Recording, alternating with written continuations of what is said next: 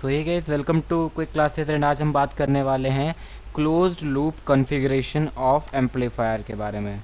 ठीक है, हमें क्लोज्ड लूप कॉन्फ़िगरेशन के बारे में बात करना है, तो आप लोग सुनते रहो बस बैठ के एंड नोट करते रहो। अभी जो हम करने वाले हैं वो सारी चीज़ें हम देखेंगे यहाँ पे। ठीक है, so we are going with the first slide of ours. Okay, so here is a pen. अब हम देखते हैं कि फीडबैक क्या होता है। सबसे पहले क्लोज लूप कॉन्फ़िगरेशन का मतलब क्या होता है, क्लोज लूप होने का मतलब क्या होता है। क्लोज लूप होने का मतलब ये होता है कि जो एम्पलीफायर है, ठीक है, जो एम्पलीफायर है, ऑपरेशनल एम्पलीफायर है, उसके आउटपुट को उसका इनपुट बनाया जा रहा है। राइट, समझ रहे हो ना बात को, उसके आउटपुट को उसका इनपुट बनाया जा रहा है। So it will be a closed loop like structure कि हम उसका जो आउटपुट आ रहा है उसे फिर से इनपुट में दे रहे हैं and it this process is known as the feedback. I hope ये आपने पढ़ा होगा लास्ट सेमेस्टर के अंदर। ठीक है, तो ये होता है फीडबैक। अब फीडबैक आ गया आपके पास, सो फीडबैक इज प्रेजेंट, तो वहाँ पे वो कॉन्फ़िगरेशन बन जाती है क्लोज लूप कॉन्फ़िगरेशन। अब फीडबैक भी दो तरीके के होते हैं। पहला होता है नेगेटिव फीडबैक, दूसरा होता है पॉजिटिव फीडबैक। तो नेगेटिव फीडबैक क्या होता है एंड पॉजिटिव फीडबैक क्या होता है ये हम देख लेते हैं यहाँ पे। सो सर, नेगेटिव फीडबैक क्या होता है guys? Negative feedback is if the feedback signal is 180 degree out of the phase with respect to the input signal, right? मतलब जो आउटपुट है वो अगर इनपुट से 180 degree out of the phase है तो वो आएगा जैसे क्या कहते हैं उसे, नेगेटिव फीडबैक। और दूसरी बात, अगर the if the feedback is in the phase with the input signal, that is known as the positive feedback. मतलब समझ रहे हो, अगर इन्वर्टिंग टर्मिनल्स के इनपुट से बना हुआ आउटपुट अगर फीडबैक में दिया जा रहा है तो वो होगा नेगेटिव फीडबैक। अगर इन्वर्टिंग टर्मिनल में फीडबैक जा रहा है तो वो होगा नेगेटिव फीडबैक, एंड अगर वो नॉन इन्वर्टिंग टर्मिनल में जा रहा है तो वो होगा positive feedback. I hope this इतना आपको क्लियर होगा। And the negative feedback is present in the amplifiers and the positive feedback is present in the oscillators generally. Okay, अब उसके बाद में अगर हम बात करते हैं तो what does positive feedback do? Positive feedback increases the power of the signal, that is why it is used in the oscillators.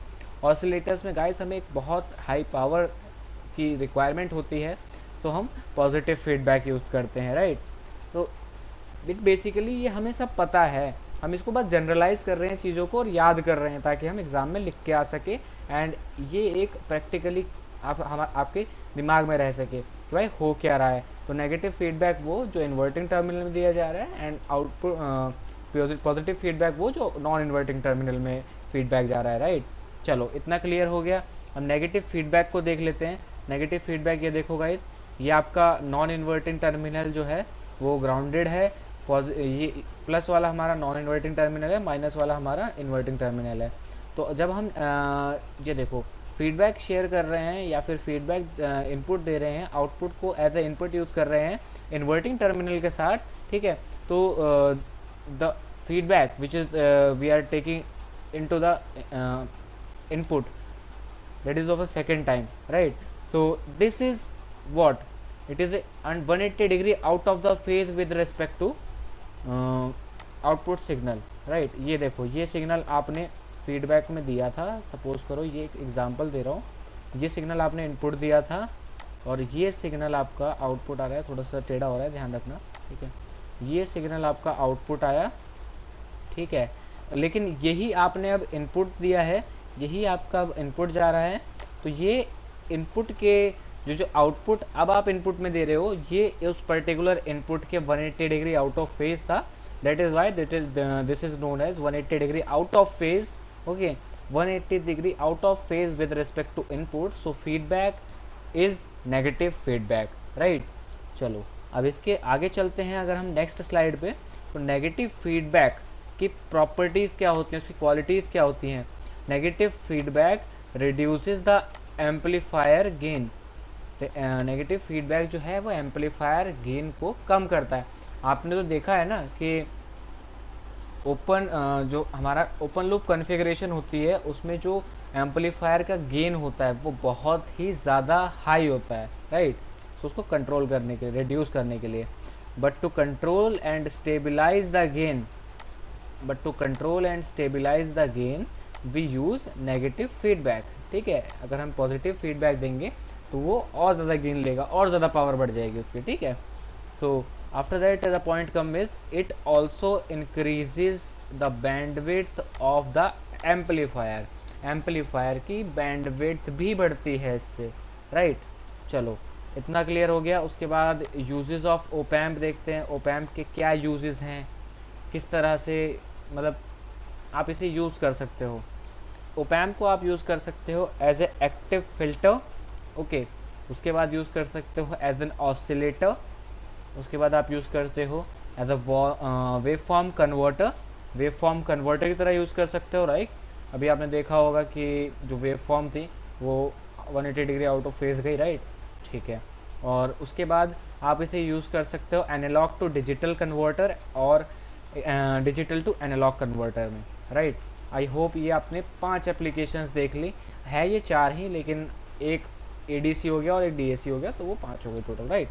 सो अब हम एक क्विक ओवरव्यू ले लेते हैं इक्विवेलेंट सर्किट का। आई नो कि मैं आपको बता चुका हूँ, फिर भी एक क्विक ओवरव्यू ले लेते हैं, बिकॉज ओपैम्प की आपके दिमाग में कैरेक्टरिस्टिक बैठे होना बहुत ज़रूरी है। ठीक है, तो ये आपका सपोज़ इन्वर्टिंग इनपुट है, ये नॉन इन्वर्टिंग इनपुट है, ये VD है, V1 माइनस V2, ये आपका VD, इस पॉइंट पे जो वोल्टेज होगी वो VD होगी, राइट। एंड ये V आउट होगा जो आपको आउटपुट मिल रहा है, ये R0 होगा। ठीक है, R0 is RO is what, it is the impedance, right, output impedance, जो आउटपुट इम्पिडेंस प्रेजेंट है। और VD की जगह पे आपका RD प्रेजेंट होगा, इट इज़, और या उसे ZD भी कह सकते हो आप, इनपुट इम्पिडेंस कह सकते हो, राइट।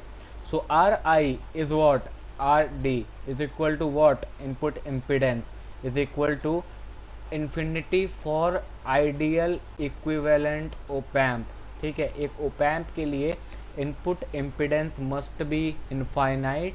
इनपुट इम्पिडेंस अगर इनफाइनाइट होगा तो उसके अंदर उतनी ही ज़्यादा वोल्टेज जा पाएगी, ठीक है, एंड उतना ही ज़्यादा वो वोल्टेज को गेन कर पाएगा। ठीक है, वो तो वोल्टेज उसके अंदर एंटर कर पाएगी, और output voltage must be zero, और input voltage must be zero. ठीक है, एंड अब अगर हम आउटपुट इम्पिडेंस की बात करते हैं तो output impedance must be zero. लेकिन क्योंकि बैंडविड्थ जो है वो इनफाइनाइट होनी चाहिए। अब output impedance must be zero, input impedance must B high और मीटिंग टू इन्फिनिटी, राइट। चलो, अब उतना ज़्यादा करंट उसमें ट्रैवल कर पाएगा फिर। ठीक है, तो अब हम बात करते हैं स्लीव रेट एंड CMRR पे। स्लीव रेट क्या होता है? Slew rate is the property like how fast the opamp is able to reach its final value. Final value क्या होती है? Final value is the threshold value, after that it becomes constant, right.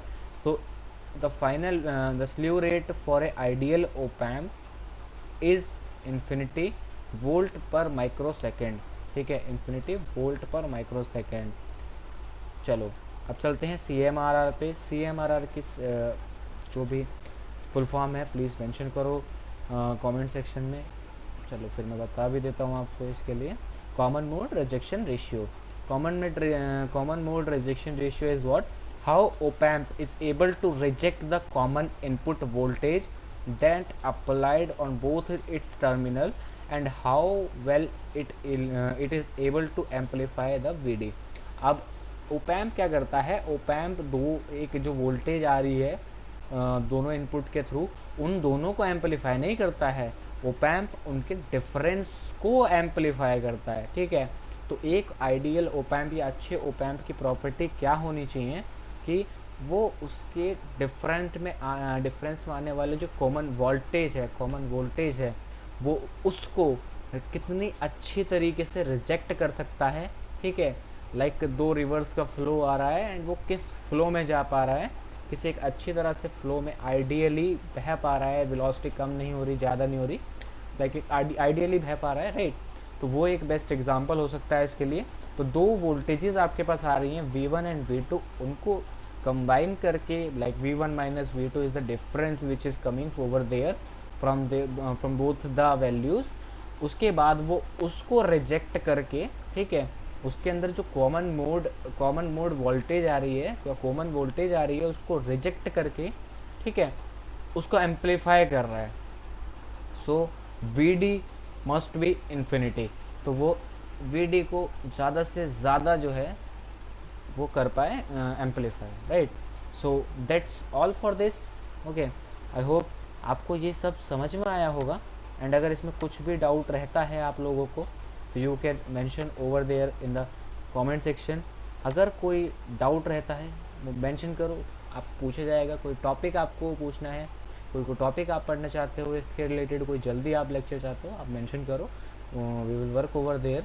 And please guys subscribe to this channel and like the videos. So we are going to meet in the next lecture. And physics की आपकी series चल रही है, आप वो देखो।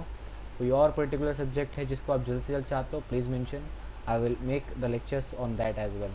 Okay, so that's all for today and peace out.